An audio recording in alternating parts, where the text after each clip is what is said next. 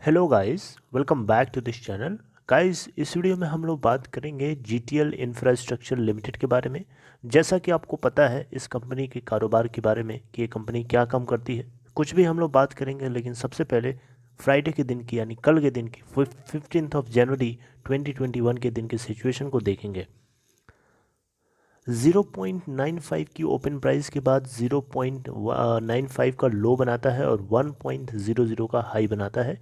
Lower circuit band लगा था 0.95 का, अपर सर्किट बैंड लगा था 1.05 का। और 0.05 के मूव में टोटल जो वॉल्यूम ट्रेड करता है 17.7 मिलियन, यानी 1,77,77,481, और 1 रुपीज़ के आसपास ये क्लोजिंग देता है। 1 रुपये के आसपास 1 रुपये के ऊपर ही क्लोजिंग देता है एनएससी के ऊपर।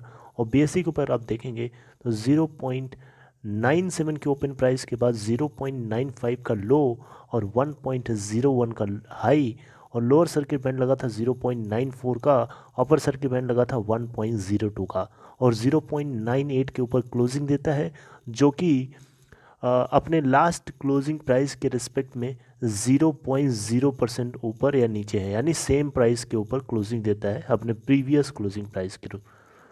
11.1 मिलियन टोटल वॉल्यूम, यानी 1,11,46,957 टोटल क्वांटिटीज ट्रेड करी जाती हैं, और 1215.88 करोड़ इसकी मार्केट कैप है, और 52 वीक लो है 0.21 और 52 वीक हाई है 1.02 का। वहीं B S N S C के ऊपर देखें तो 52 वीक लो है 0.15 और 52 वीक हाई है 1.35 का। आपको बताना चाहूँगा रिटर्न परसेंटेज को लेकर के जीटीएल इंफ्रास्ट्रक्चर लिमिटेड के अंदर 33.33% का रिटर्न ईयर टिल डेट में दिया है इसने। 1 वीक में 5.26%, 1 मंथ में 42.86%, 3 मंथ्स में 66.67%, 6 मंथ्स में 25%, 1 ईयर में 150.00%, 2 ईयर्स में 20% और 3 ईयर्स में 85.61% का नेगेटिव। अब आपको बताना चाहूँगा इसके ग्राफ को लेकर के क्या ओवरव्यू निकल के आ रहे हैं, आइए देखते हैं। लास्ट के 5 डेज़ का ग्राफ मैंने आपके सामने लगाया। लास्ट के 5 डेज़ में ग्राफ में देखें तो आपने यहाँ पे देखा होगा कि ये जो आपको ये अपर स्टेयर दिख रही है ना, ये पहले से चलती आ रही थी, राइट। यहाँ से शुरू नहीं हुई है, लेकिन चलते चलते ये ओवरबॉट जोन की सिचुएशन में आया तो यहाँ से एक करेक्शन देखने को मिला, और जिसकी वजह से लास्ट के 3 दिन से हम लोगों को ये सिचुएशन देखने को इधर वाली मिल रही है, ये वाली, ओके, ये वाली।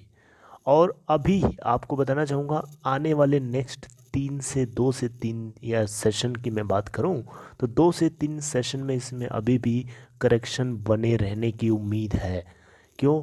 क्योंकि अभी भी ये ओवरबॉट जोन से बाहर नहीं निकला है। अभी मैं आपको डिटेल में बताऊंगा, लेकिन इससे पहले मैं आपको महीने भर का ग्राफ दिखाऊं तो महीने भर में देखें तो ये हाई बनाता है 1.1 का 13 जनवरी 2021 को, और उसके बाद ये एक कंसोलिडेशन फेज़ में चल रहा है, या यूँ कहिए कि करेक्शन यहाँ पे हो रहा है। और करेक्शन होने के बाद डेफिनेटली इसमें टर्न अराउंड सिचुएशन आएगी, क्योंकि ये 52 वीक लो, इसका महीने भर का लो अगर आप देखें तो 0.6 का है, जो कि 18 दिसंबर 2020 को बनाया था, यानी last year last month, okay. Last के एक 6 महीने का चलिए ग्राफ देखते हैं। 6 महीने में भी सिचुएशन आप देख सकते हैं। अब ऐसा तो बिल्कुल ही पॉसिबल नहीं है कि ये 6 मंथ के का जो लो है, जो कि है आपको बताना चाहूँगा 0.45 का, जो कि 3 दिसंबर 2020 को बना था। अब मुझे नहीं लगता कि ये 6 मंथ के लो को ब्रेक करने की सिचुएशन पैदा करेगा। बिल्कुल ऐसी सिचुएशन नहीं लगती है। ये अपने करेक्शन लेवल को कंप्लीट करने के बाद टर्न अराउंड सिचुएशन ज़रूर दिखा सकता है। अगर आप देखें इसको 52 वीक हाई से कंपेयर करके तो 25.93% डाउन है, और यहाँ पे सिचुएशन जो है धीरे धीरे सुधरने का नाम ले रही है, लेकिन यहाँ पे कंपनी की तरफ से कोई भी ऑफिशियल अपडेट नहीं है, लेकिन हाँ एक अपडेट ज़रूर है। वो बेसिकली बीएसई को फाइलिंग के टाइम पे इन्होंने दिसंबर क्वार्टर के डेटा को, यानी इसके स्टेक होल्डिंग पैटर्न को इन्होंने अपडेट किया है एक्सचेंज को, जिसको मैं आपके सामने प्रेजेंट करने की कोशिश करूँगा और उससे हम लोग अंदाज़ा लगाएंगे कि क्या इसके अंदर स्टेक होल्डिंग पैटर्न है लोगों का, उसको लेकर के क्या मूड हो सकता है, इसके ऊपर भी हम लोग जांचने पड़तालने की कोशिश करेंगे। लेकिन उससे पहले कुछ हम लोग बात करेंगे डिलीवरी परसेंट, टेक्निकल एनालिसिस, कुछ और पैरामीटर्स के ऊपर भी हम लोग चर्चा करेंगे। लेकिन उससे पहले सबसे पहले मैं आपको बताना चाहूँगा कि अगर आप स्टॉक मार्केट में नए हैं, अगर आप डीमैट या ट्रेडिंग अकाउंट ओपन कराना चाहते हैं तो डिस्क्रिप्शन बॉक्स में आपके लिए लिंक है, उसे क्लिक करके आप स्टॉक के अंदर अकाउंट ओपन करा सकते हैं। दूसरी चीज़ ये है कि अगर आप फाइनेंस मार्केट को फर्स्ट टाइम देख रहे हैं तो प्लीज़ सब्सक्राइब करके बेल आइकन को हिट कर लीजिए ताकि हर वीडियोज़ की नोटिफिकेशंस आपको मिलती रहे। चलिए बात करते हैं स्टेक होल्डिंग पैटर्न की।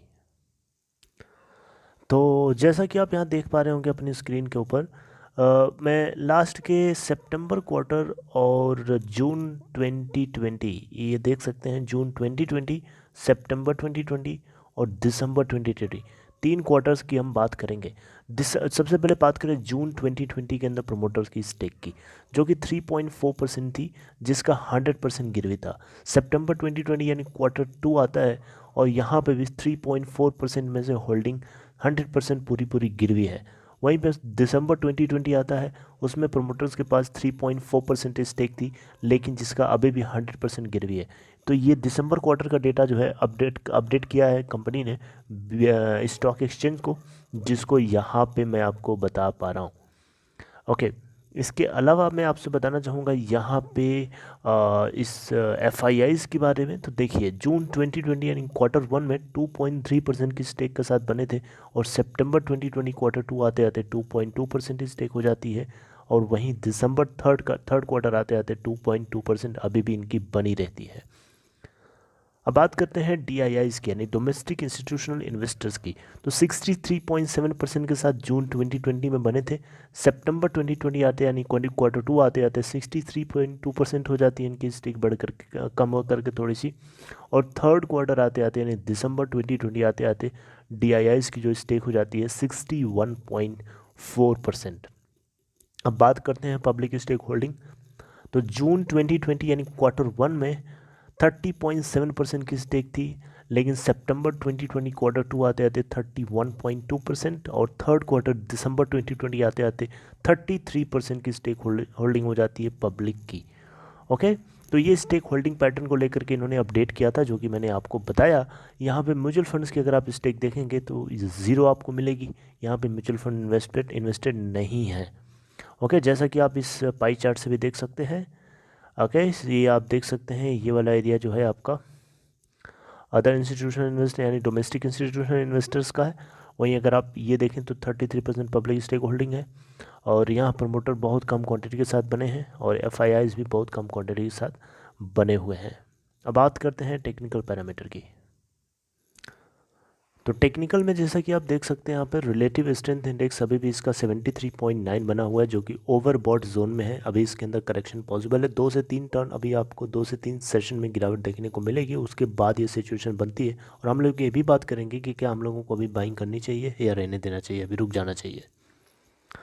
उसके अलावा अगर आप मनी फ्लो इंडेक्स को देखेंगे तो वो भी अभी भी money flow index I think इसकी वैल्यू जो है 60 के आसपास रिप्रेजेंट हो रही है, जो कि मिड रेंज है, और जो 60 है वो जो है कह सकते हो कि ओवरबॉट जोन एरिया से नीचे है।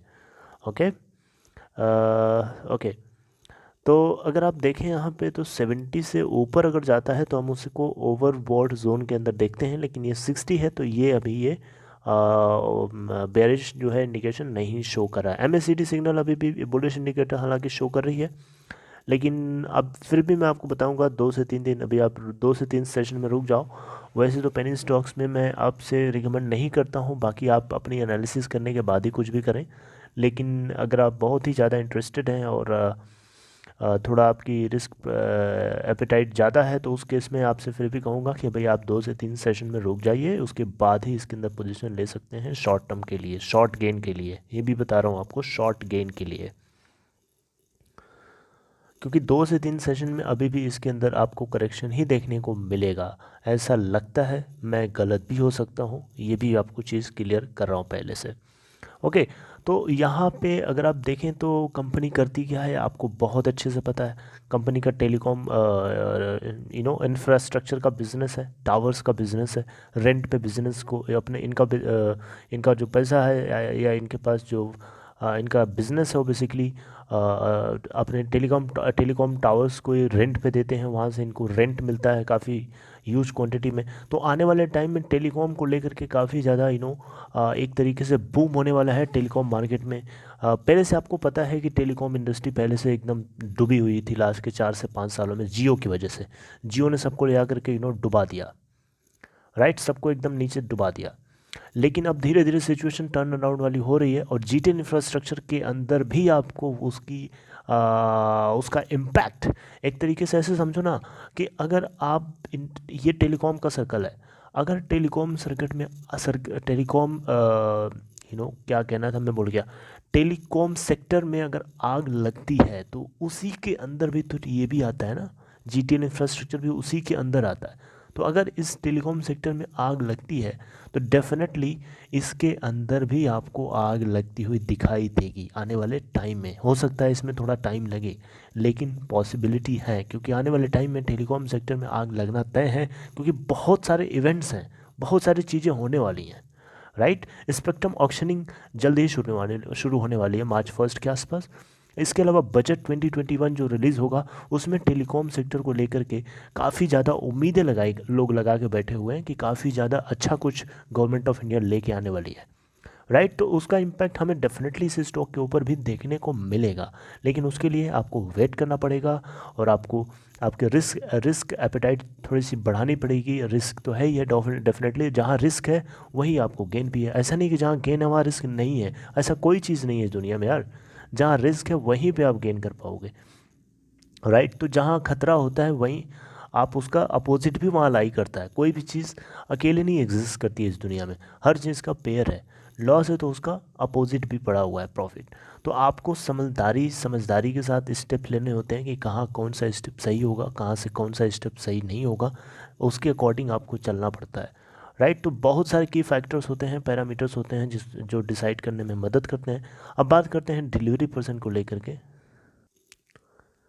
तो देखिए डिलीवरी परसेंट में मैं बात करता हूँ एनएसई और बीएसई दोनों का डेटा मिला करके। तो एनएसई और बीएसई दोनों जो आज ये 15 जनवरी 2021 को जो ट्रेड होते हैं 28.9 मिलियन, जिसमें से आप देखें तो 34.1 मिलियन टोटल क्वांटिटीज़ डिलीवरी के लिए उठा ली गई। यानी एनएसई और बीएसई दोनों का डेटा मैं सम करके बता रहा हूँ, 34.1 मिलियन टोटल क्वांटिटीज़ डिलीवरी उठा ली गई, जिसको परसेंटेज में चेंज करेंगे तो 67.8% परसेंटेज ऑफ डिलीवरेबल क्वांटिटीज़ निकल के आता है। यानी लगभग 68% क्वांटिटीज़ उठा ली गई हैं। यानी 68% मतलब समझ रहे हैं, बहुत ह्यूज क्वांटिटी है। मतलब काफ़ी लोग इसके अंदर टर्न अराउंड सिचुएशन को लेकर के ऑप्टिमिस्टिक हैं कि आने वाले 2 से 3 या हो सकता है ऐसा भी हो कि मंडे से ही इसके अंदर आपको ये यूसी लगता हुआ एक ऊपर की तरफ ग्राफ लेके जाता हुआ दिखाई दे सकता है, ओके। लेकिन जहाँ तक मुझे लगता है कि आपको 2 से 3 सेशन और रुक जाना सही रहेगा। बाकी आप अपनी मर्ज़ी के हिसाब से चल सकते हैं। It's all your call, your money, you are the boss of your money, right. दूसरे के कहने के ऊपर आपको पूरी तरीके से भरोसा नहीं करना चाहिए, क्योंकि हर किसी की ओपिनियन अलग होती है, सोचने का तरीका अलग होता है, right? So this is all for this video. I hope you guys like this. If you liked it, please give a thumbs up, and if you are new here, consider subscribing and press the bell icon to get notified for every video each time. Okay, so this is all. Take care. Thank you for watching this video.